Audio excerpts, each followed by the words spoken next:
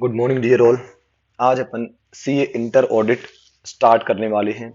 ये आज हमारा फर्स्ट लेक्चर होगा, ठीक है। सबसे मेन थिंग ये है जो मैं आप सभी से कहना चाहता हूँ कि ऑडिट एक ऐसा सब्जेक्ट है जो समझने में तो आपको इजी लग सकता है। मतलब जैसे कोई आपको एग्जाम्पल दे और आपको बताए कि कोई चीज कैसे होना चाहिए तो आप समझ जाओगे। लेकिन क्या होता है कि अपन जब एग्जाम में जाते हैं ना तो वहां पर हमें एग्जैक्ट आंसर लिखना होता है, क्योंकि चेकर को आपकी अंडरस्टैंडिंग नहीं पता, आपको कितना समझ में आता है ये आपका मैटर है।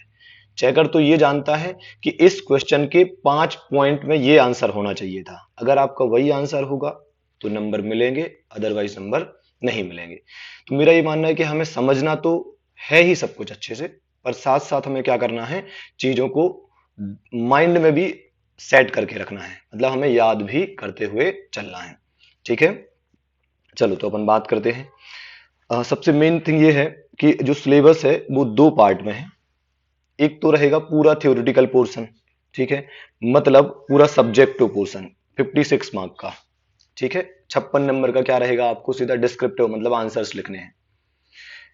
बाकी 14 नंबर का करेक्ट इनकरेक्ट आएंगे, मतलब 7 क्वेश्चन, और 30 नंबर के आएंगे एमसीक्यू। ठीक बात है। तो एमसीक्यू के लिए सेपरेट बुक रहेगी, करेक्ट इनकरेक्ट के लिए सेपरेट बुक रहेगी। मतलब यूं समझ लो कि इन दोनों को मिलाकर मैं आपको एक बुकलेट दे दूंगा, उसमें आपको करेक्ट इनकरेक्ट के भी बहुत सारे क्वेश्चन आंसर मिल जाएंगे और एमसीक्यू भी मिल जाएंगे प्रैक्टिस के लिए। जो सब्जेक्टिव पोर्शन है उसमें क्या होगा, उसमें मैं हर एक चीज को आपको हैंड रिटन नोट्स बनवाऊंगा प्रॉपर। ठीक है, आपको अपनी एक सेपरेट कॉपी तैयार करना है पूरे ऑडिट में, जो भी मैं बताऊंगा वो आपको लिखते हुए चलना है। इसके अलावा ये जो 56 नंबर का पोर्शन है इसके लिए एक सेपरेट बुक रहेगी, जो कि क्वेश्चन आंसर फॉर्मेट में होगी, क्वेश्चन आंसर फॉर्म में होगी। ठीक है, उसमें आपके सारे आरटीपी के क्वेश्चंस कवर होंगे, एग्जाम्स के क्वेश्चन कवर होंगे, और स्टडी मटेरियल में जो क्वेश्चन आंसर दिए हैं वो भी कवर होंगे। मतलब आपको इस बुक के अलावा जो मैं आपको दूंगा कुछ और पढ़ने की आवश्यकता नहीं है, कोई और स्टडी मटेरियल उठाने की आवश्यकता नहीं है। ठीक है, आप चाहें तो कभी भी हमारी बुक को अपने स्टडी मेट से जो आईसीएआई ने इशू करा है उससे कंपेयर कर सकते हैं। ठीक है, सब कुछ मैंने उसी से ही बनाया है। मैं खुद बिलीव करता हूं कि मैं वही पढ़ाऊं कि भाई जो आपके इंस्टीट्यूट ने इशू करा है, हमारे इंस्टीट्यूट ने जो भी स्टडी मेट में दिया है वही हम पढ़ें, ताकि हम एग्जाम में भी अच्छा स्कोर कर पाए, है ना। So this was all about the syllabus, है ना। ठीक है, तो ये मेरे हिसाब से आपको वैसे ही पता होगा, पर ठीक है मैंने एक जनरल जानकारी आपको दे दी। अब अपन बात करते हैं कि हमारे सिलेबस में क्या क्या है। ठीक है, तो सिलेबस में आपके टोटल 13 चैप्टर हैं। कितने चैप्टर हैं? 13 चैप्टर्स हैं, है ना। अब उन 13 चैप्टर्स में क्या क्या है ये भी बता देता हूं एक बार, है ना। अपन जब कोई चीज स्टार्ट करते हैं तो हमें पता होना चाहिए पहले से कि हम एग्जैक्टली क्या करने वाले हैं। ठीक है, तो 3 चैप्टर जो हैं वो इंट्रोडक्शन से रिलेटेड है। ठीक है, nature, objective and scope of audit, ये फर्स्ट चैप्टर है। मतलब ऑडिट का नेचर क्या होता है, उसके ऑब्जेक्टिव क्या है, उसका स्कोप क्या होगा, मतलब उसका दायरा क्या होगा, ऑडिट में क्या क्या होता है, इस टाइप की कुछ बातें होंगी, है ना। फिर होगा audit strategy, audit plan, audit program, है ना। तो ऑडिट करने के लिए हम किस तरीके से अप्रोच करेंगे, क्या हमारी स्ट्रेटेजी होगी, क्या प्रोग्राम्स होंगे, किस तरीके से हम प्लान बनाएंगे, वो सब बातें आ जाएंगी हमारे सेकेंड चैप्टर में। थर्ड में आ जाता है risk assessment and internal control. जब कोई ऑडिटर ऑडिट करने जाता है तो वो पहले चेक कर लेता है कि यहां पर रिस्क कितनी ज्यादा है। जितनी ज्यादा रिस्क होगी उस हिसाब से ऑडिट करेंगे, कम रिस्क होगी तो उस हिसाब से ऑडिट करेंगे, है ना। तो उससे रिलेटेड एक चैप्टर बनाया है। तो देखा जाए तो ये 3 चैप्टर कहीं ना कहीं इंट्रोडक्शन से रिलेटेड है। ठीक है, पहला चैप्टर क्या है, nature, objective and scope of audit क्या होगा। फिर ऑडिट की स्ट्रेटेजी, ऑडिट का प्लान या ऑडिट का प्रोग्राम कैसे बनाया जाता है, कैसा होता है। और फिर ऑडिट से पहले हमें वहां पर रिस्क को चेक करना होता है, वहां के कंट्रोल्स चेक करने होते हैं, है? तो उस पर तीसरा चैप्टर है। अब देखिए क्या है, अ, ये जो चैप्टर्स है ना इनका सीक्वेंस मैंने अपने हिसाब से बनाया है ना। आप ऐसे में सोचना बुक में ये जो जो यहां पर मैंने थर्ड लिखा है ना, ये बुक में नहीं होगा थर्ड, है ना। तो ये तो मैंने अपने हिसाब से बना दिया है, चैप्टर्स के नाम यही होंगे, बस मैंने अपने हिसाब से उसको बाइफरगेट कर दिया है कि किस चीज से रिलेटेड कितने चैप्टर्स हैं। तो भाई इंट्रोडक्शन से रिलेटेड 3 चैप्टर है, डिटेल में अपन आराम से बात करेंगे, अभी तो बस बता दिया कि किस क्या चैप्टर्स हैं, उसमें क्या हम पढ़ने वाले हैं, है ना? दूसरा, दो और चैप्टर है, जिसमें पहला है audit of items of financial statement. Financial statement मतलब balance sheet and P and L, है ना। इन जनरल फाइनेंशियल स्टेटमेंट मतलब बैलेंस शीट और पी एंड एल। तो उसमें कितने सारे आइटम होते हैं, बहुत सारे होते हैं। जैसे कि बैलेंस शीट में असेट होती है, लायबिलिटी होती है, पी एंड एल में इनकम होते हैं, एक्सपेंस होते हैं। इनकम बहुत सारे टाइप की हो सकती है, एक्सपेंसेस बहुत सारे टाइप के हो सकते हैं। तो उसका हर item balance sheet P and L का हर आइटम का ऑडिट कैसे करेंगे, वो इस उसके लिए चैप्टर बना दिया, audit of items of financial statement. ठीक है। और दूसरा ऑडिट इन ऑटोमेटेड एनवायरनमेंट, मतलब आजकल क्या हो गया, हर काम कंप्यूटराइज होने लगा है ना। हर जगह जाओगे तो दुनिया भर के सॉफ्टवेयर यूज हो रहे हैं, तो अब ऑडिटर को भी तो सॉफ्टवेयर का ज्ञान होगा, तभी तो आप वहां जाकर चेक करोगे, है ना। जैसे आप कहीं बैंक में गए या किसी कंपनी में गए, वहां पर हर चीज कंप्यूटराइज फॉर्म में है, सॉफ्टवेयर हार्डवेयर का बहुत यूज होता है। तो आपको भी तो उन सब चीजों का ज्ञान होना चाहिए, तभी तो आप अच्छा ऑडिट कर पाएंगे, है ना। तो ये हो गए क्या आपके कि एक तो पूरी balance sheet P and L के आइटम्स का ऑडिट कैसे करोगे, और अगर वही सारी चीजें ऑटोमेटेड एनवायरनमेंट में है, मतलब कंप्यूटराइज फॉर्म में है, तो उसका ऑडिट कैसे करें। तो दो चैप्टर उससे रिलेटेड हो गए। ठीक है। तीसरा, तीसरे पार्ट में तीन चैप्टर हैं, वो कौन कौन से हैं। इस पार्ट में ये बताया कि हम कोई भी पर्टिकुलर टाइप का इंस्टीट्यूशन है तो उसका ऑडिट कैसे करेंगे। जैसे कि अगर कंपनी का ऑडिट करना है तो कैसे करेंगे, अगर हमें किसी बैंक का ऑडिट करना है तो कैसे करेंगे, या फिर audit of other various entities का ऑडिट करना है, जैसे कि स्कूल का ऑडिट करना है, हॉस्पिटल का ऑडिट करना है, गवर्नमेंट कंपनी या गवर्नमेंट ऑर्गेनाइजेशन का ऑडिट करना है, किसी कोऑपरेटिव सोसाइटी का ऑडिट करना है, किसी एनजीओ का ऑडिट करना है, किसी कॉलेज का ऑडिट करना है। तो मतलब कुछ चैप्टर्स सीधे सीधे बना दिए कि किसी पर्टिकुलर टाइप ऑफ संस्थान या इंस्टीट्यूशन का ऑडिट हम कैसे करेंगे। तो उसमें क्या, कंपनी का ऑडिट कैसे करेंगे, तो एक चैप्टर बना दिया कंपनी ऑडिट। बैंक ऑडिट कैसे करेंगे, तो बैंक ऑडिट कैसे करेंगे, उसके लिए बैंक ऑडिट। ठीक है। गवर्नमेंट का ऑडिट कैसे करेंगे, उसके लिए गवर्नमेंट ऑडिट। तो ऐसे करके उन्होंने क्या करा, तीन पार्ट में बांट दिया, कंपनी ऑडिट कंपनी के ऑडिट के लिए, बैंक ऑडिट के लिए मतलब बैंक के ऑडिट्स के लिए बैंक ऑडिट, और अदर एंटिटीज के ऑडिट को उन्होंने इकट्ठा बना दिया एक चैप्टर। उसमें गवर्नमेंट ऑडिट भी दे दिया, कोऑपरेटिव सोसाइटी भी दे दिया, स्कूल भी, हॉस्पिटल भी, कॉलेज भी, एनजीओ भी, सब कुछ। ठीक है।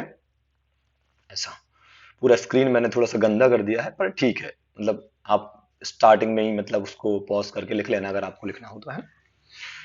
ठीक है। फिर आता है कुछ चैप्टर्स ऐसे हैं जो एसेज से रिलेटेड है, chapters related to standard on auditing, है ना। एसेज मतलब स्टैंडर्ड ऑन ऑडिटिंग।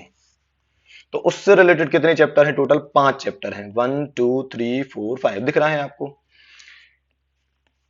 मतलब किसी पर्टिकुलर ऐसे पर सीधा चैप्टर बना दिया, जैसे ऐसे 530 है ऑडिट सैंपलिंग, तो उस पर सीधा एक चैप्टर बना दिया कि भैया चैप्टर है ऑडिट सैंपलिंग, है ना।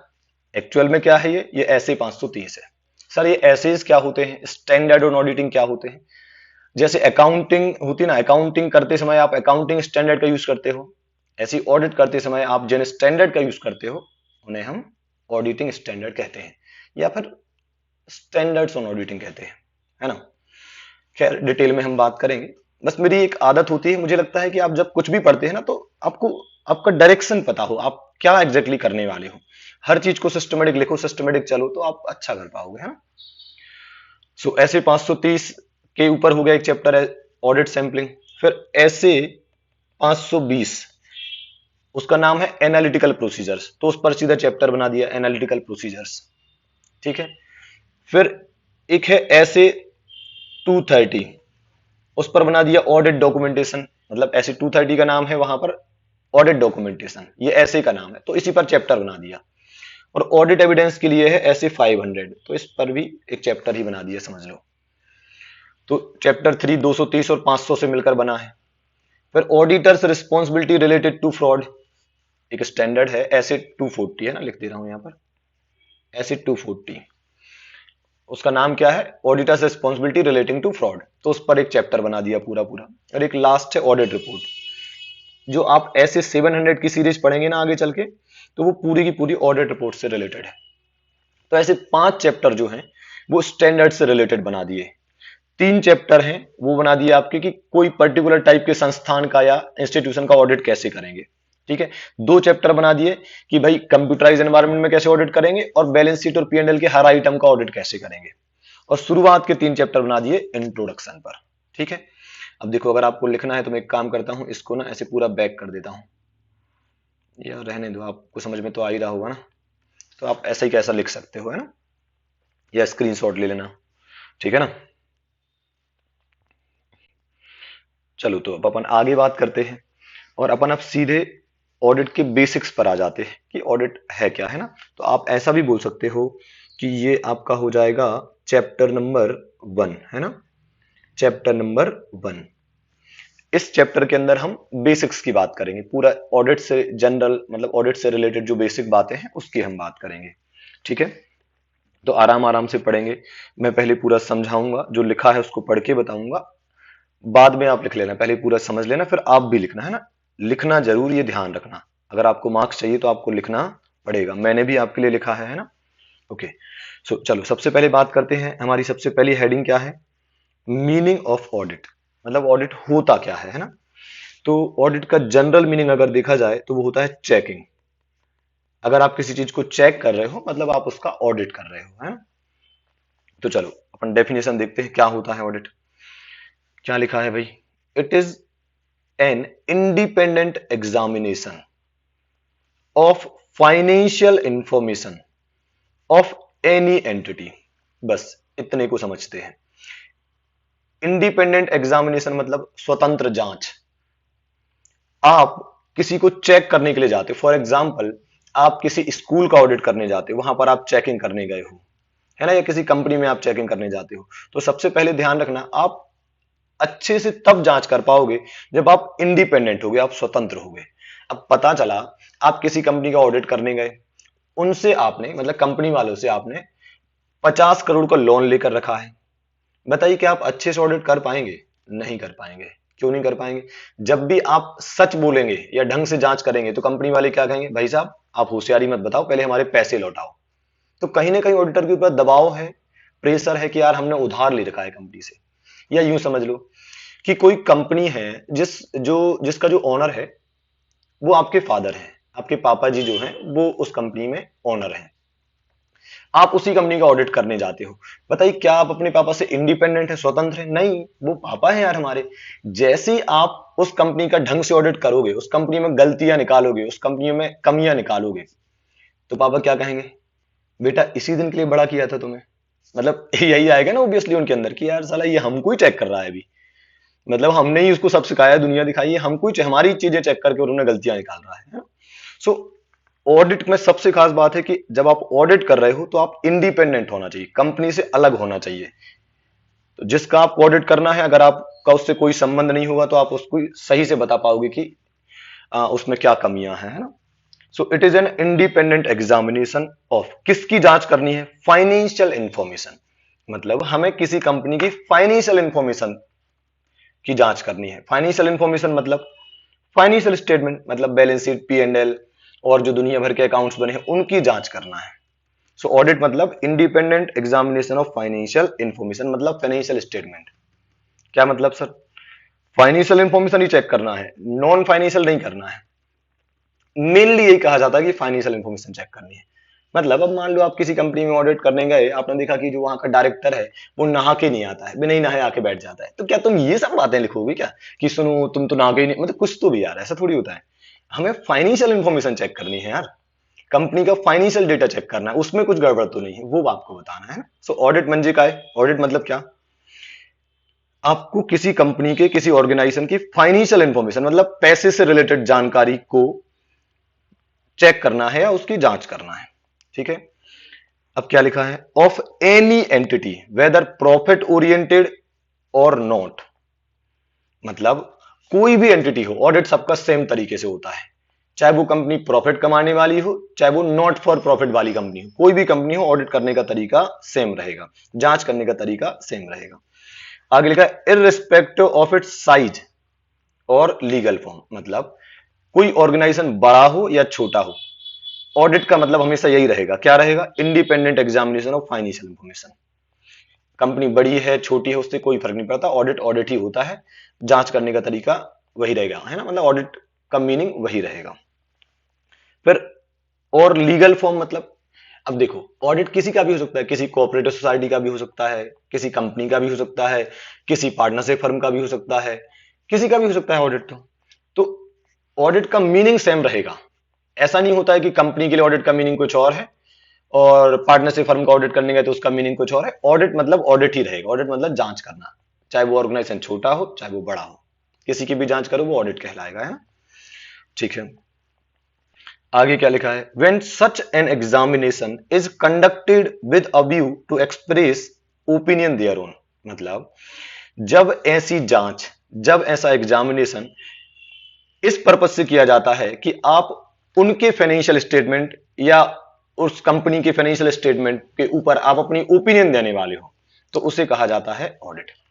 तो बेसिकली जो ऑडिटर होता है वो अपनी ओपिनियन एक्सप्रेस करता है। मतलब मैंने फाइनेंशियल स्टेटमेंट को चेक करा एज एन ऑडिटर, तो मैं बताऊंगा कि मेरे हिसाब से फाइनेंशियल स्टेटमेंट सही है या नहीं है, या जो भी मैं अपनी ओपिनियन एक्सप्रेस करता हूं। मैं कोई सर्टिफिकेट या गारंटी नहीं देता कि सुनो मैं कह रहा हूं कि इसमें कोई गलती हो ही नहीं सकती, ऐसा नहीं करता। ऑडिटर हमेशा ओपिनियन देता है। ठीक है, ऐसा क्यों होता है, ऐसा गारंटी क्यों नहीं देता? क्योंकि यार देखो, उसकी भी कुछ अपनी परेशानियां हैं, कुछ लिमिटेशंस हैं। कोई भाई यही कोई सीबीआई की रेट थोड़ी पड़ी है कि तुम एक एक दीवार फोड़ फोड़ के देख लो कि कहां कुछ गड़बड़ तो नहीं है, है ना। आप एक, आपकी जो मर्यादा है, जो लिमिटेशन है, जो ऑडिट के नियम है, उनके हिसाब से आप जांच करोगे। एक एक रीजनेबल टाइम के अंदर जितनी आप जांच कर पाओगे उसके हिसाब से आपको अपनी ओपिनियन देनी है ना। ऐसा भी हो सकता है कि ऑडिटर की ओपिनियन देने के बाद भी कल के दिन कोई गलतियां निकल जाए, है ना, तो फिर उसके लिए ऑडिटर कुछ नहीं कर सकता है। वो जितनी चेकिंग कर सकता था वो करके दे देता है। सो चलो कंक्लूड करते हैं। ऑडिट की डेफिनेशन क्या है? क्या सर एग्जाम में सीधे सीधे आ जाएगा, right the definition of audit? नहीं, ऐसा कभी नहीं आएगा। लेकिन वो इस तरीके से क्वेश्चन पूछेंगे कई बार कि आप डेफिनेशन लिखने के लिए मजबूर हो जाएंगे, या तो करेक्ट एंड करेक्ट में पूछेंगे, और पूछा है कई बार, है ना। तो ध्यान से बोलो, मीनिंग ऑफ ऑडिट। ऑडिट मतलब क्या होता है? It is an independent examination of financial information of any entity. Independent examination किसका? फाइनेंशियल इंफॉर्मेशन का। किसकी? Financial information of any entity, कोई भी एंटिटी हो, चाहे वो प्रॉफिट ओरिएंटेड हो चाहे वो प्रॉफिट ओरिएंटेड ना हो, इररिस्पेक्ट ऑफ इट्स साइज। उसकी साइज कुछ भी हो, एंटिटी बड़ी हो या छोटी, ऑडिट वैसे ही होता है। ऑडिट का मीनिंग ऑडिट ही रहेगा, है ना। ऐसा नहीं कि छोटी एंटिटी के लिए ऑडिट कुछ और है, बड़ी एंटिटी के लिए ऑडिट कुछ और है ना। फिर लीगल फॉर्म मतलब कुछ भी हो। लीगल फॉर्म मतलब कोई भी टाइप की एंटिटी हो, चाहे वो कंपनी हो चाहे वो इंडिविजुअल हो, चाहे वो प्रोप्राइटरशिप हो चाहे वो पार्टनरशिप हो। फिर when such an examination is conducted with a view to express opinion thereon, जब ऐसी जांच, ऐसा एग्जामिनेशन किसी की फाइनेंशियल इंफॉर्मेशन के ऊपर ओपिनियन देने के लिए किया जाता है तो उसे कहा जाता है ऑडिट। ठीक है, तो ऐसा बार बार आपको बोल के देखना पड़ेगा तो आपका फ्लो बनेगा, है ना। चलो एक लास्ट बार बोलते हैं। It is an independent examination of financial information of any entity, चाहे वो प्रॉफिट ओरिएंटेड हो या ना हो, तो वेदर प्रॉफिट ओरिएंटेड और not, irrespective of its size or legal form, when such an examination is conducted with a view to express opinion thereon, तो उसे क्या कहा जाता है? ऑडिट। ठीक है, मैं बहुत ज्यादा गहराई में नहीं जा रहा हूं क्योंकि आप भी समझते कहीं ना कहीं अपनी भी कुछ लिमिटेशंस हैं। अगर इसी पर मैं एग्जांपल देने आऊं तो ना जाने कितने एग्जांपल दूंगा, मतलब है ना, वो लफड़ा हो जाएगा। तो थोड़ा स्पीड का भी ध्यान रखना है। चलो अब सेकंड बात करते हैं, टाइप्स ऑफ ऑडिट। भाई ऑडिट दो तरीके के होते हैं। एक तो होता है वॉलंटरी ऑडिट, मतलब अपनी इच्छा से ऑडिट करवा रहे हो आप। दूसरा स्टैट्यूटरी या फिर एक्सटर्नल ऑडिट। तो सिंपल ये है, किसी किसी एंटिटी को ऑडिट करवाना कंपलसरी है लॉ के हिसाब से, तो उसको कहेंगे हम स्टैट्यूटरी ऑडिट। स्टैट्यूटरी शब्द बना स्टैच्यू से, मतलब कानून, है ना। स्टैट्यूटरी मतलब कानूनी या वैधानिक। So audit required by law, audit required by law और रेगुलेशन। अगर कोई लॉ या रेगुलेशन कहता है कि किसी पर्टिकुलर एंटिटी को ऑडिट करवाना पड़ेगा तो वो ऑडिट क्या कहलाएगा? स्टैट्यूटरी ऑडिट या फिर एक्सटर्नल ऑडिट। वॉलंटरी ऑडिट मतलब नॉट रिक्वायर्ड बाय लॉ, मतलब मैं ऑडिट खुद की मर्जी से करवा रहा हूं, मुझसे किसी ने बोला नहीं, किसी नियम कानून में नहीं लिखा है कि मुझे ऑडिट करवाना पड़ेगा, मैं खुद की इच्छा से करवा रहा हूं, तो वो ऑडिट कौन सा कहलाएगा? Voluntary audit. वॉलंटरी का मीनिंग होता है स्वैच्छिक, इच्छा से ऑडिट, है ना। इच्छा से ऑडिट करवा रहे हैं तो इच्छा वाला ऑडिट, है ना। ओके, अब स्टैट्यूटरी ऑडिट कौन से होते हैं? देखो, ऑडिट रिक्वायर्ड बाय लॉ और रेगुलेशन। जैसे कि ट्रस्ट एक्ट 1882 कहता है कि ट्रस्ट को ऑडिट करवाना पड़ेगा। तो फिर जब ट्रस्ट का ऑडिट होगा तो उसे हम क्या कहेंगे? स्टैट्यूटरी ऑडिट कहेंगे। क्यों? क्योंकि ट्रस्ट एक्ट मतलब कोई नियम कानून कह रहा है कि ट्रस्ट को ऑडिट करवाना पड़ेगा। ऐसी कोऑपरेटिव सोसाइटी एक्ट 1912 कहता है कि कोऑपरेटिव सोसाइटी को ऑडिट करवाना पड़ेगा। तो ऐसे ऑडिट को भी हम क्या कहेंगे? Statutory audit.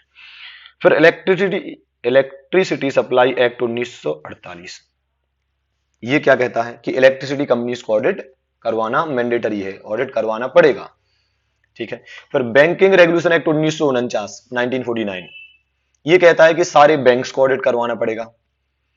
मतलब बैंक के लिए भी क्या होगा? स्टैट्यूटरी ऑडिट होगा। क्यों? क्योंकि जो कानून है, नियम कानून है या जो एक्ट है वो कह रहा है कि ऑडिट करवाना पड़ेगा। इनकम टैक्स एक्ट 1961 भी कहता है कि कुछ कुछ लोगों को ऑडिट करवाना पड़ेगा, एक जिनका टर्नओवर एक स्पेसिफाइड लिमिट के ऊपर होगा। लाइक 1 करोड़ के ऊपर आपका टर्नओवर है तो आपको टैक्स ऑडिट करवाना पड़ेगा, है ना। तो इसको अपन बोल देते हैं कि audit required bye income tax act 1961, है ना। ऐसी company act 2013, oh my God, company act 2013 भी कहता है कि हर कंपनी को ऑडिट करवाना पड़ेगा। क्या बात कर रहे हो सर? हर कंपनी, कोई भी कंपनी हो उसको ऑडिट करवानी पड़ेगा? हाँ, करवाना पड़ेगा। किसने कहा? कंपनी एक्ट 2013 ने कहा है कि हर कंपनी को ऑडिट करवाना ही पड़ेगा। ठीक है। और आप ध्यान रखना, ये क्वेश्चन एग्जाम में कई बार पूछा जा चुका है कि बताओ वो कौन कौन से लॉ हैं, वो कौन कौन से एक्ट हैं जो कहते हैं कि आपको ऑडिट करवाना ही पड़ेगा, मतलब आपको ऑडिट करवाना कंपलसरी है। ठीक है। तो लास्ट क्या लिखा है? Corporation setup under an act of parliament, मतलब कई बार पार्लियामेंट में एक सेपरेट एक्ट पास करके बना देते हैं।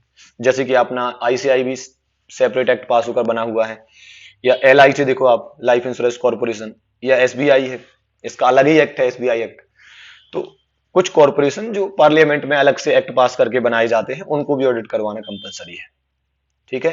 बोलो जल्दी से बोलो सारे बच्चे, स्टैट्यूटरी ऑडिट क्या होता है?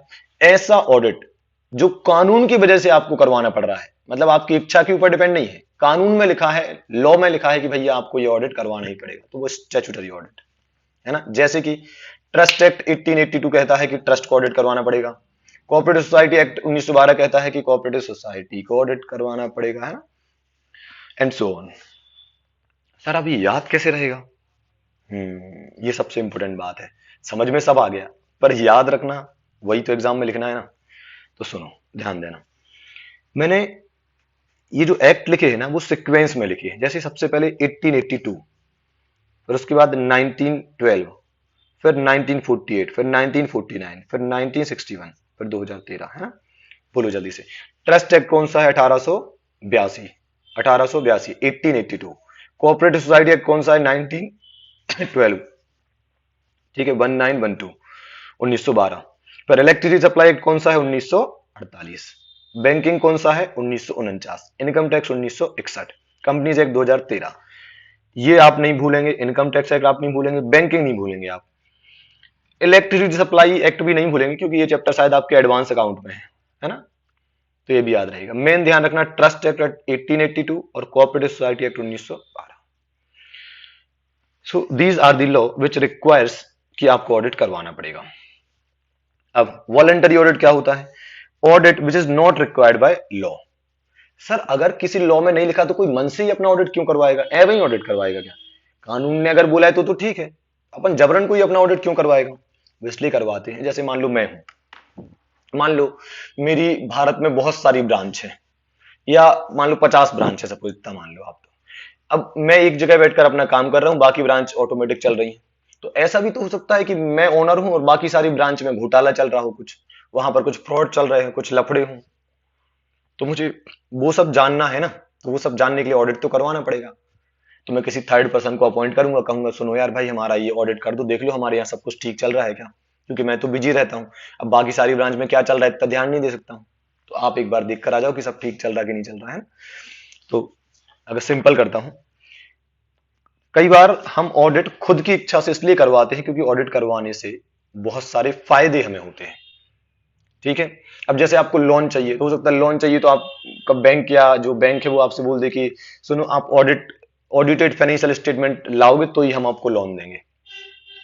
तो ऐसा भी हो सकता है। तो हमें लोन चाहिए इसलिए हम कभी कभी ऑडिट करवा सकते हैं ना, तो हम पढ़ेंगे आगे चल के कि what are the advantages of audit, है ना। सो वो कौन कौन सी एंटिटीज हैं जो जिनको लॉ के द्वारा ऑडिट रिक्वायर्ड नहीं है फिर भी वो ऑडिट करवा सकते हैं। प्रोप्राइटरशिप फर्म, अगर आपकी प्रोप्राइटरशिप फर्म है तो कानून के हिसाब से आपको ऑडिट करवाने की आवश्यकता नहीं है। अगर आप फिर भी ऑडिट करवाते हैं तो उस ऑडिट को नाम दिया जाएगा वॉलंटरी ऑडिट। ऐसी अगर आपकी पार्टनरशिप फर्म है तो भी आपको ऑडिट करवाना मैंडेटरी नहीं है, फिर भी आप करवाओगे तो उसे वॉलंटरी ऑडिट कहेंगे। या फिर आपका HUF है, हिंदू अनडिवाइडेड फैमिली, आप उसका ऑडिट करवाते हो तो अगेन ये क्या कहलाएगा, voluntary audit. It is not required by law. I hope you have understood कि क्या बोल रहा हूं मैं, अभी तक क्या क्या पढ़ा हमने, है ना। तो हमने दो बातें अच्छे से समझ ली, मीनिंग ऑफ ऑडिट क्या होता है उसको बार बार बोल के देखना है ना। और सेकंड हमने पढ़ा है टाइप्स ऑफ ऑडिट। सीधा सीधा एग्जाम में ये क्वेश्चन कई बार आ चुका है कि कौन कौन से लॉ में ऑडिट करवाना रिक्वायर्ड है ना। चलो अब आगे बढ़ते हैं। चलो बहुत बढ़िया, क्या हेडिंग है भाई, advantages of independent audit. Audit करवाने के फायदे क्या क्या है। नहीं सर ऑडिट नहीं, इंडिपेंडेंट ऑडिट, अरे एक ही बात है।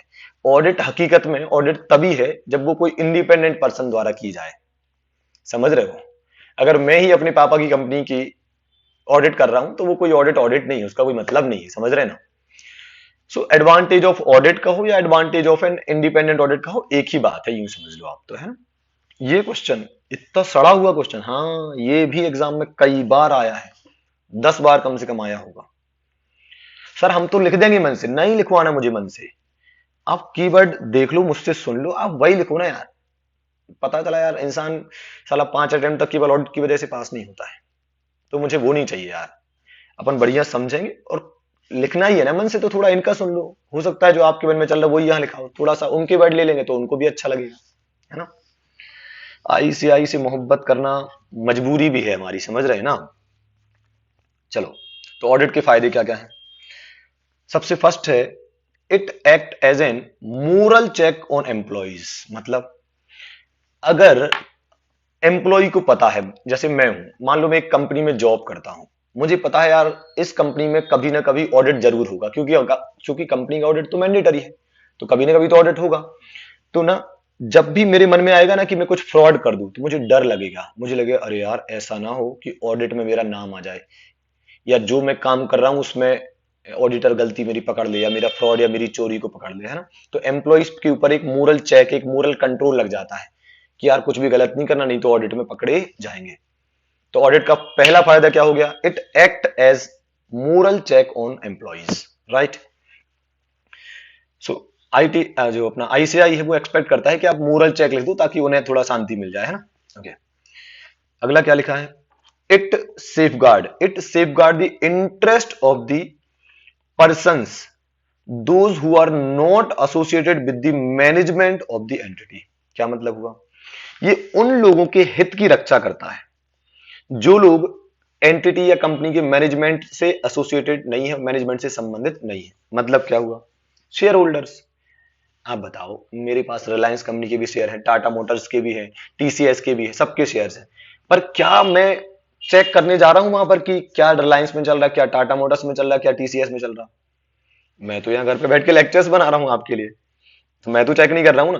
तो यार ऐसा तो नहीं कि मेरा पैसा लगा हुआ है रिलायंस में, टाटा मोटर्स में, TCS में, कहीं ऐसा तो नहीं वहां पर कुछ झोल चल रहा है उस कंपनी में, यार वहां कुछ गड़बड़ होगी तो मेरे पैसे लगे, मेरा नुकसान होगा, है ना। तो मैं क्या चाहूंगा कि कोई उस कंपनी का ऑडिट करे और मुझे बता दे कि कहीं उस कंपनी के लोग जो उस कंपनी को चला रहे हैं, मतलब वहां का मैनेजमेंट कुछ झोल तो नहीं कर रहा, कुछ गड़बड़ तो नहीं कर रहा है, कुछ फ्रॉड तो नहीं कर रहा है, समझे ना। चलो सो इसको क्या बोलेंगे, इट सेफ गार्ड, मतलब ऑडिट क्या करता है, it safe guard the interest of persons, उन लोगों के हित को सेफ गार्ड करता है, उन लोगों के हित की रक्षा करता है। किन लोगों के, those who are not associated with the management of the entity, जो एंटिटी के मैनेजमेंट से संबंध नहीं रखते हैं, मतलब वो घर पे बैठे, वो मैनेजमेंट का हिस्सा नहीं है। तो घर पे बैठे तो वो तो चाहेंगे ना कि यार कोई और चेक कर ले वहां पर, है ना।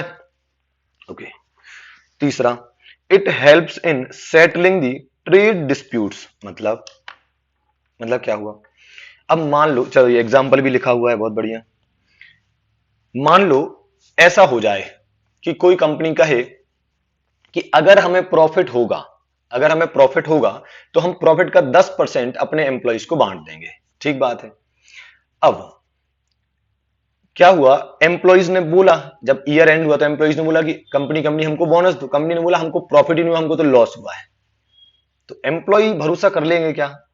एम्प्लॉय कहीं ऐसा लगेगा, हो सकता है लगे कि यार कहीं ऐसा तो नहीं कंपनी को प्रॉफिट हुआ हो, ये हमसे झूठ बोल रहे हो, है ना। कंपनी को बोनस नहीं मानना तो कंपनी क्या कहेगी, हमको प्रॉफिट ही नहीं हुआ, हमको तो लॉस हुआ। एम्प्लॉय क्या कहेंगे, हम कैसे मान लें, हम कैसे माने कि तुम्हें प्रॉफिट नहीं हुआ। तो अगर मान लो कंपनी का ऑडिट हो जाए, मतलब एम्प्लॉय कहेंगे एक काम करो, एक तीसरे पर्सन को, एक थर्ड पर्सन को बुला लेते हैं, वो कंपनी की फाइनेंशियल स्टेटमेंट जांच करके बता देगा कि कंपनी का जो प्रॉफिट एंड लॉस जो भी निकला है वो सही है कि नहीं। तो अगर वो जो भी कहेगा फिर हम मान लेंगे आपकी बात। भाई थर्ड पर्सन थोड़ी ना झूठ बोलेगा, समझ रहे हो ना। जैसे मान लो मेरा और आपके बीच में झगड़ा चल रहा है, दो लोगों का झगड़ा चल रहा है, तो अपन नहीं करते कई बार कि एक काम करो थर्ड पर्सन को बुला लो, वो बता देगा कि अपन दोनों में से कौन सही है। बस ध्यान रखना कि वो थर्ड पर्सन इंडिपेंडेंट हो, ना तो वो मेरा दोस्त होना चाहिए, ना ही वो आपका दोस्त होना चाहिए। तो वो खुल के बता देगा कि यार आपकी गलती है ना।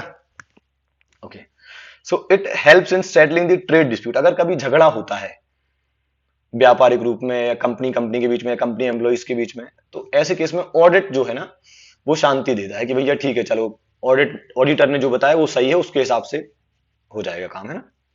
अब ऐसा भी तो हो सकता है, कई बार कंपनी बोले कि हमें 10,000 करोड़ का फायदा हुआ है, 10,000 करोड़ का फायदा हुआ है, और हो सकता है कि एम्प्लॉइज को लग रहा हो कि नहीं आपको तो 15,000 करोड़ का हुआ है। तो एक काम करो, ऑडिट करवा लो, जो ऑडिटर बोलेगा वो मान लिया जाएगा, है ना। ओके। अच्छा, थोड़ा सा मतलब हो सकता है, मुझे नहीं पता आपको फास्ट लग रहा है या स्लो लगेगा, पता नहीं। वो तो आपके कमेंट या आपके कॉल मुझे बताएंगे कि क्या है, मतलब आपको और स्पीड चाहिए या जैसा भी है। खैर स्पीड के लिए तो आप 1.5 कर लेते हो गए ना, या स्लो लग रहा है, जैसा भी है। अभी क्या है, स्टार्टिंग होती है ना, तो मुझे लगता है कि आपको हर चीज बताते जाऊं, थोड़ा सा अंडरस्टैंडिंग डेवलप कर रहा हूं।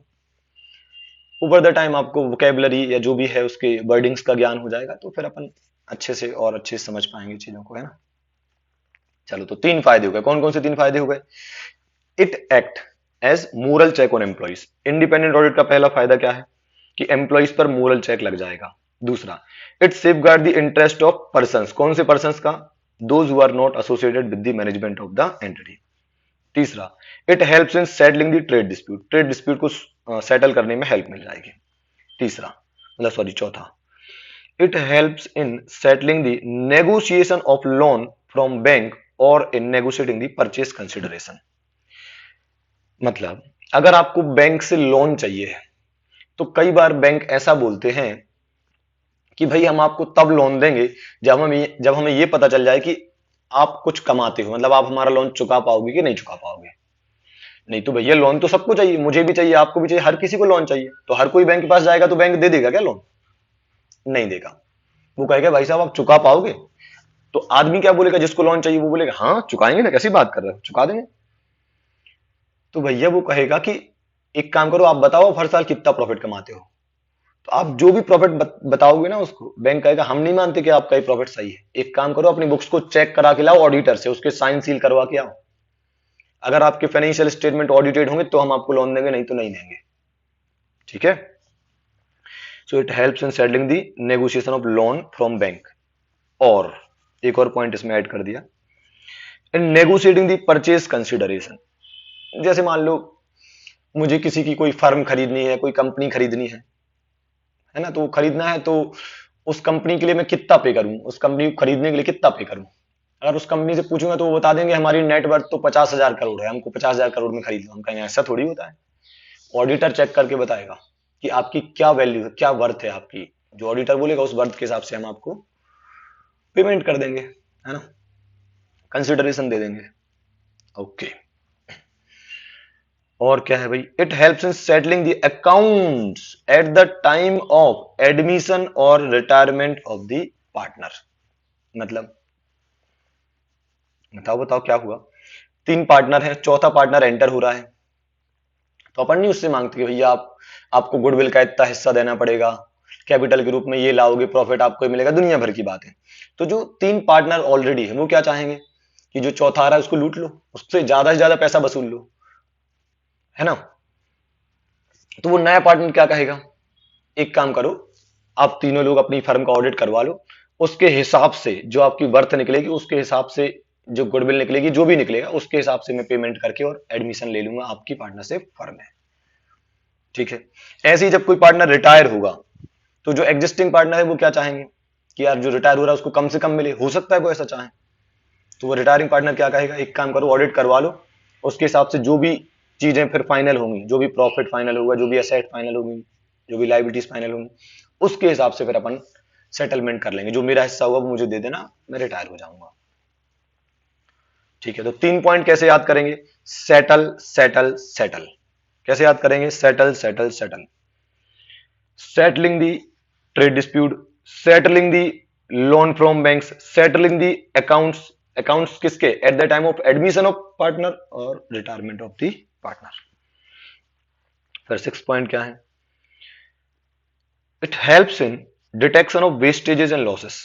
देखो ऑडिटर जब ऑडिट करता है ना तो आपकी कमियां ढूंढ के आपको बता देता है, भाई वो तो चेक कर ही रहा है, तो जो दूसरा जब आदमी चेक करता है तो उसको कई सारी गलतियां आपकी दिख जाती हैं, तो आपके यहाँ जो भी फालतू का नुकसान हो रहा होगा और जहां पर भी कुछ प्रॉब्लम्स होंगी वो बता देगा, है ना। सो आपको पता चल जाएगा कि आपके यहाँ कितने कहाँ कहाँ वेस्टेज हो रहा है, लॉस हो रहा है, तो आप उसको रिपेयर कर लोगे, उसको ठीक कर लोगे, तो अगली बार से आप ज्यादा कमा पाओगे, है ना।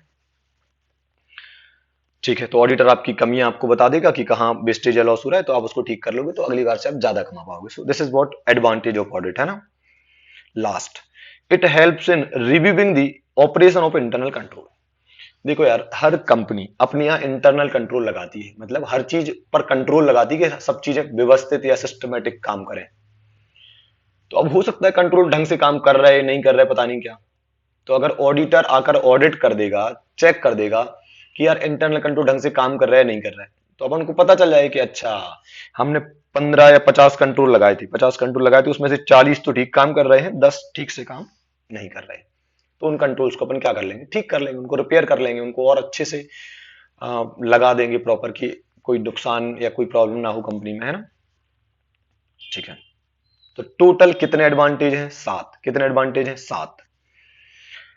वैसे 4 नंबर से ज्यादा का क्वेश्चन नहीं आता है, तो आपको 5 या 6 ही लिखने पड़ेंगे, पर ठीक है अपन सारे सुन लेते हैं जल्दी जल्दी। गहरी सांस लो आराम से। Advantages of an independent audit, सबसे पहला, एम्प्लॉइज पर मोरल चेक लग जाता है। देखो पूरा इंग्लिश नहीं झाड़ना वहां पर, है ना, पूरा नहीं झाड़ना, मेन कीवर्ड आ जाए, है ना। सो एम्प्लॉइज पर मोरल चेक लग जाता है।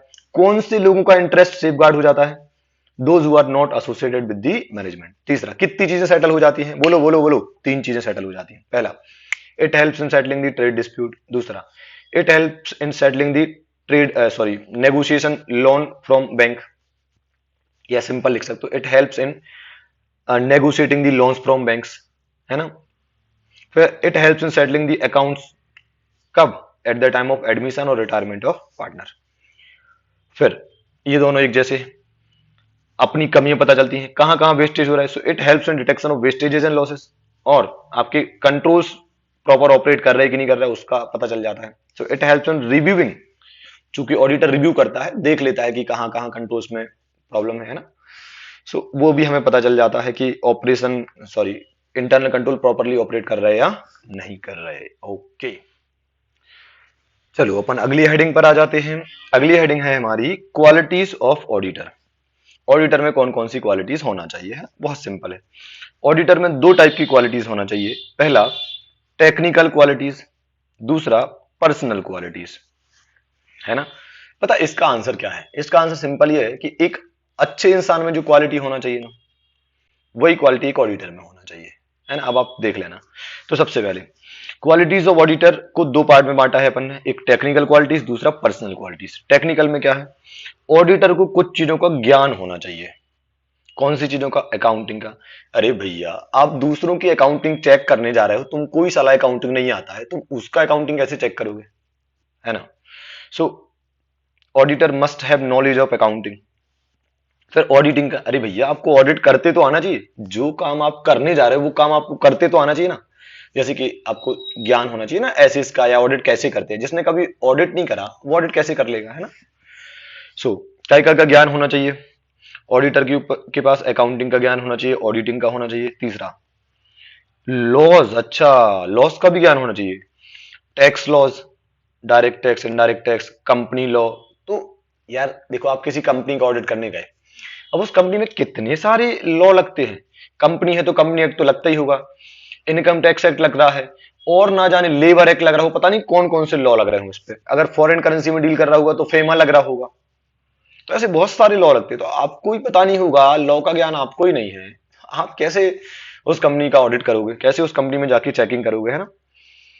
ठीक है, फिर नॉलेज ऑफ बिजनेस। ओ हो, मान लो मैं ऑडिट करने गया, मैंने बहुत अच्छे से ऑडिट कर रखा है, बहुत एक्सपीरियंस है, लेकिन मैंने आज तक बैंक का ऑडिट नहीं करा।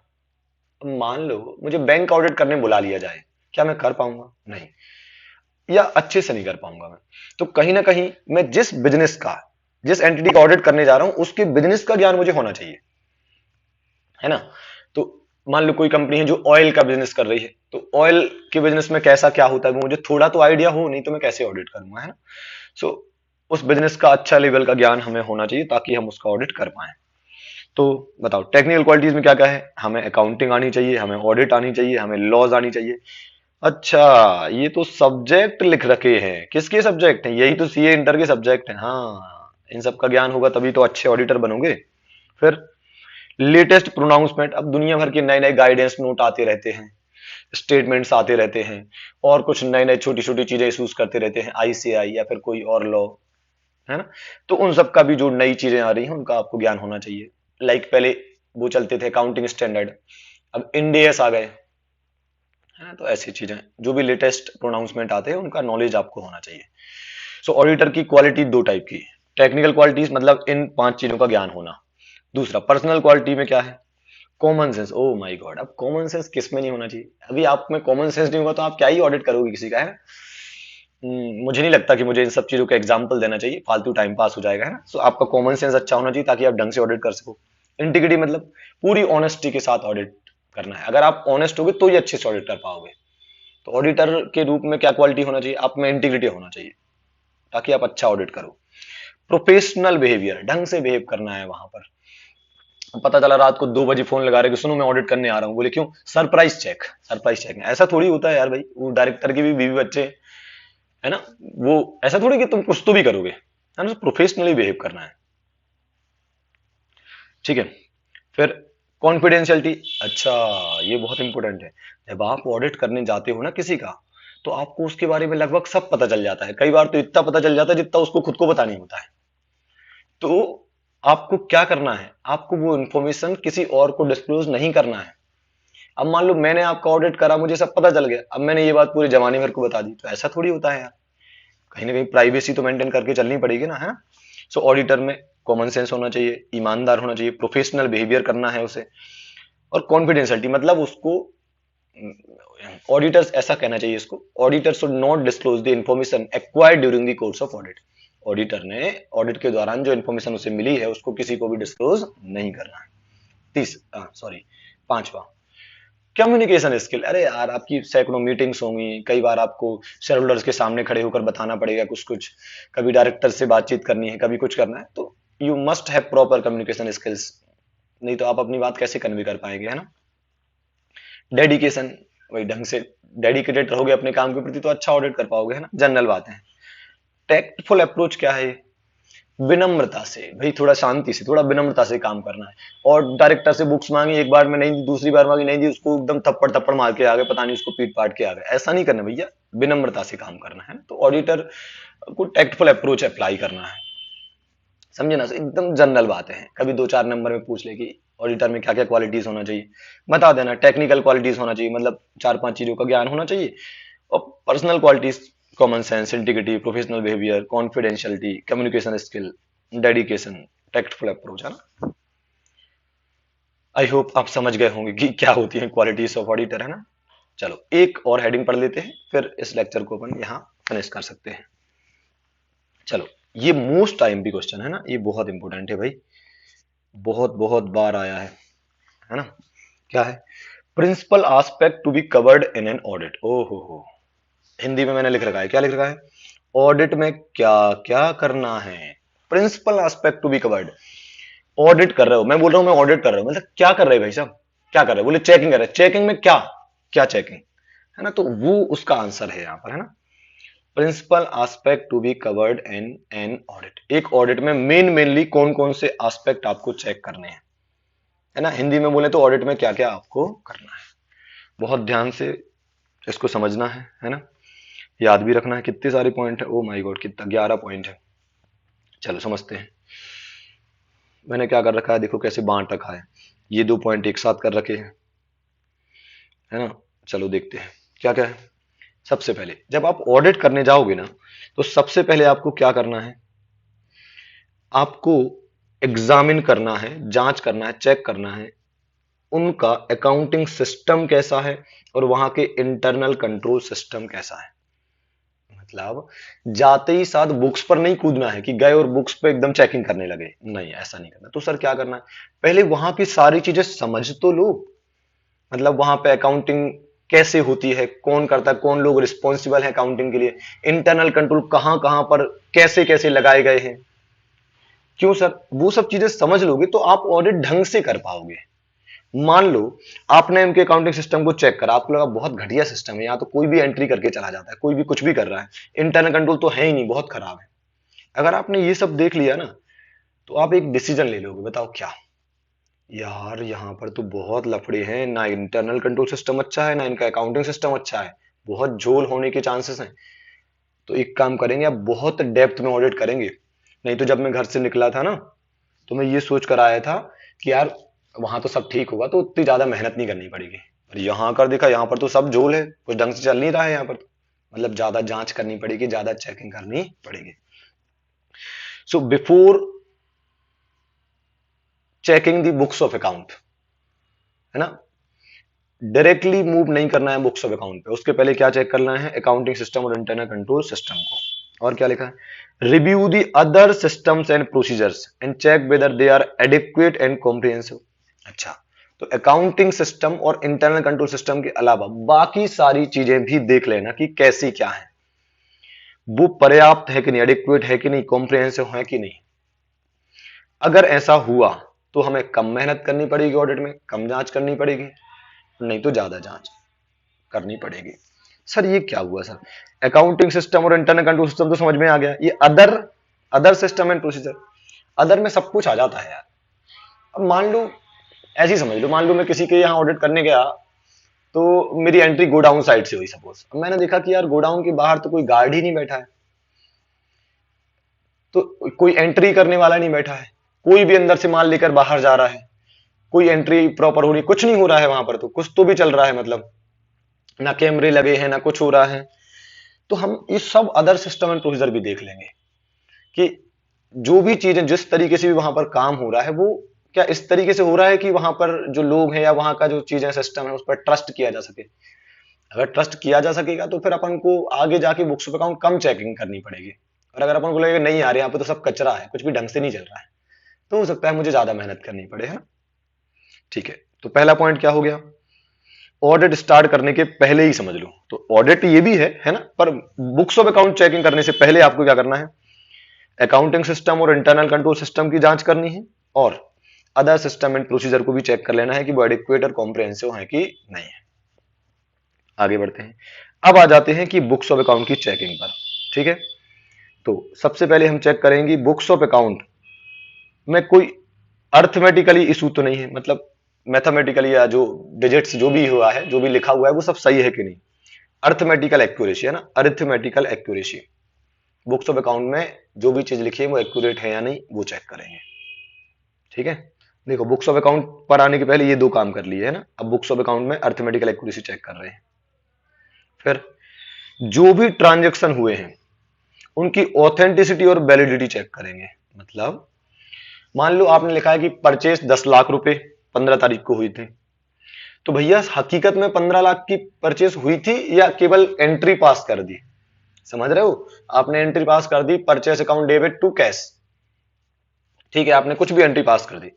अब वो जो आपने ट्रांजेक्शन लिखा है वो वैलिड है कि नहीं, ऐसा तो नहीं परचेस हुआ ही ना हो, या फिर आपने एक्सपेंस डाल दिया पीएनएल में, ट्रेवलिंग एक्सपेंस 10,000 रुपए। तो हकीकत में ट्रेवलिंग एक्सपेंस 10,000 हुए थे कि नहीं हुए, है ना। सो क्या करना है, ट्रांजेक्शन की वैलिडिटी और ऑथेंटिसिटी चेक करना है ना।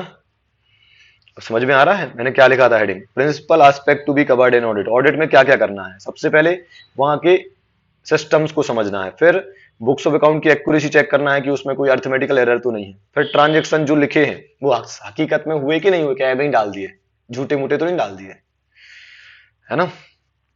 फिर check whether proper distinction between capital and revenue nature transaction. ऐसा तो नहीं कि बिल्डिंग बनवाई और उसको रिपेयर मेंटेनेंस में डाल दिया, या रिपेयर मेंटेनेंस करवाया उसको प्लांट में डाल दिया, मतलब उसको कैपिटलाइज कर दिया, उसको मतलब असेट में दिखा दिया, है ना। तो वो ध्यान रखना है, आप समझते हो, आप अकाउंटिंग वाले हो कि कैपिटल और रेवेन्यू नेचर के ट्रांजेक्शन में क्या डिफरेंस होता है।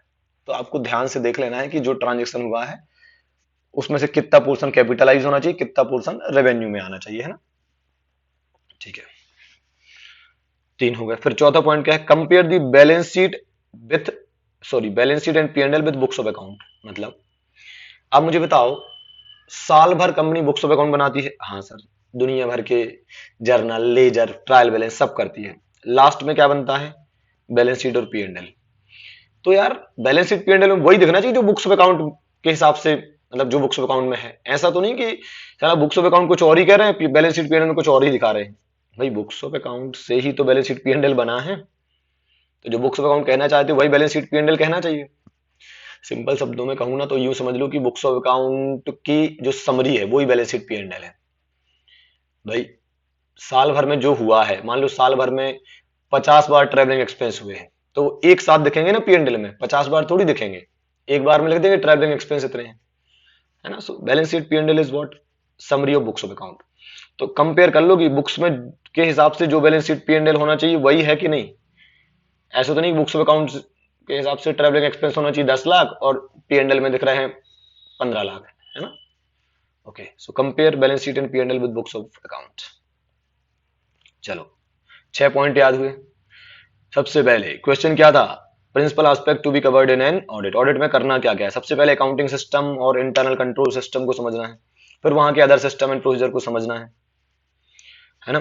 फिर हकीकत में बुक्स ऑफ अकाउंट का ऑडिट शुरू करना है, उसमें क्या चेक करना है, पहले अर्थमेटिकल एक्यूरेसी चेक कर लेना, मतलब कोई डिजिट मजिट में कोई एरर तो नहीं है, मैथमेटिकली कोई एरर तो नहीं है। फिर ट्रांजेक्शन जो दिखाए हैं वो वैलिड है कि नहीं है ना, वो सच्ची में हुए कि नहीं हुए, अभी तो नहीं दिखा दिए। फिर कैपिटल रेवेन्यू यूजर की ट्रांजेक्शन में डिफरेंशिएट करा कि नहीं करा। फिर बैलेंस शीट और पी&एल को बुक्स ऑफ अकाउंट से कंपेयर कर लेना। चलो तो ये बातें हो गई। अब आगे क्या लिखा है, examine the existence valuation and ownership of asset. मतलब फिर असेट को चेक कर लेना, ठीक है। अरे ऑडिट करना मतलब क्या, हर चीज को चेक ही तो करना है, समझ रहे हो ना। तो अपन ने बोला कि बैलेंस शीट पी&एल को बुक्स ऑफ अकाउंट से कंपेयर कर लो। अब बैलेंस शीट में क्या होती है, असेट, तो असेट को चेक कर लेना। फिर और क्या होता है बैलेंस शीट में, लाइबिलिटीज, तो फिर अगला पॉइंट क्या है, लाइबिलिटीज को चेक कर लेना। फिर पी&एल में क्या होता है, अरे भैया प्रॉफिट एंड लॉस में क्या होता है, कंपनी का रिजल्ट होता है ना, साल भर में आपने क्या करा, 10,000 करोड़ कमाया कि 15,000 करोड़ कमाया, वो क्या है, वो आपका रिजल्ट ही है ना जो साल भर आपने करा, है ना।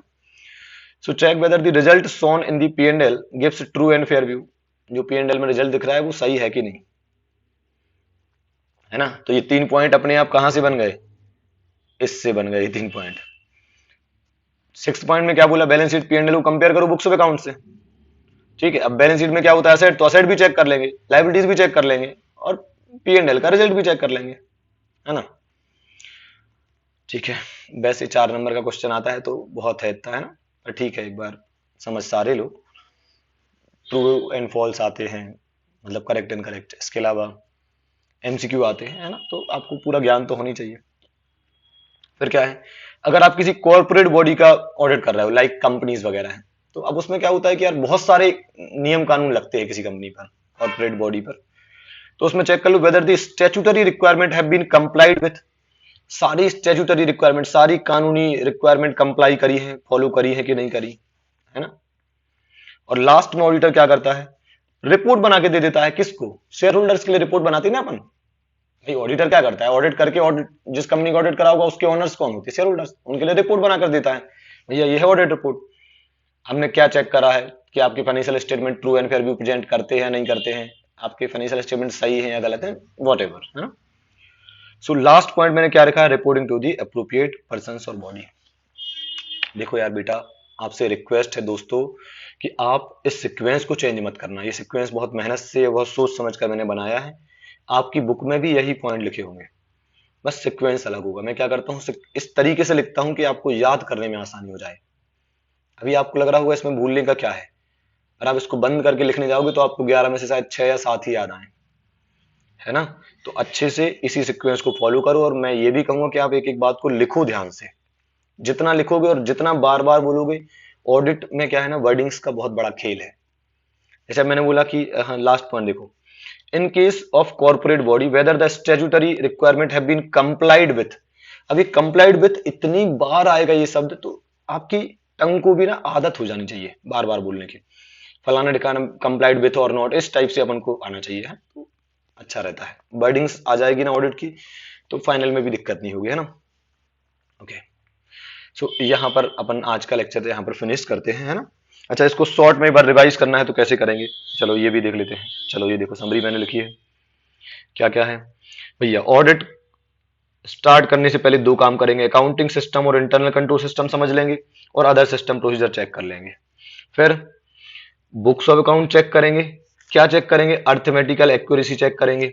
फिर ट्रांजेक्शन की वैलिडिटी एंड ऑथेंटिसिटी चेक करेंगे, ठीक है।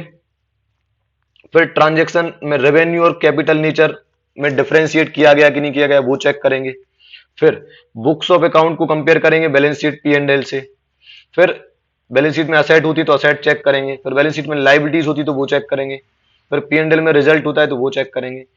फिर अगर कोई कॉर्पोरेट बॉडी होगी तो उसमें क्या करेंगे, उसके स्टैट्यूटरी रिक्वायरमेंट को उसने कंप्लाई करा कि नहीं करा, फॉलो करा कि नहीं करा, वो चेक करेंगे, और लास्ट में रिपोर्ट बनाकर शेयर होल्डर्स को पकड़ा देंगे, दे देंगे। सो ये 2 पॉइंट, फिर ये 4 पॉइंट, फिर ये 3 पॉइंट, फिर ये 2 पॉइंट। तो ऐसे समरी कैसे बनाई जाती है, ये लो समरी का सबसे अच्छा एग्जाम्पल आपके सामने है। ऐसे समरी बनाते जाओ, खुद की समरी बेस्ट होती है, तो मैं हेल्प कर ही रहा हूं ना, तो आप ऐसे बनाते जाओ तो बढ़िया हो जाएगा, है ना, याद रखने के लिए, ठीक है ना। ओके।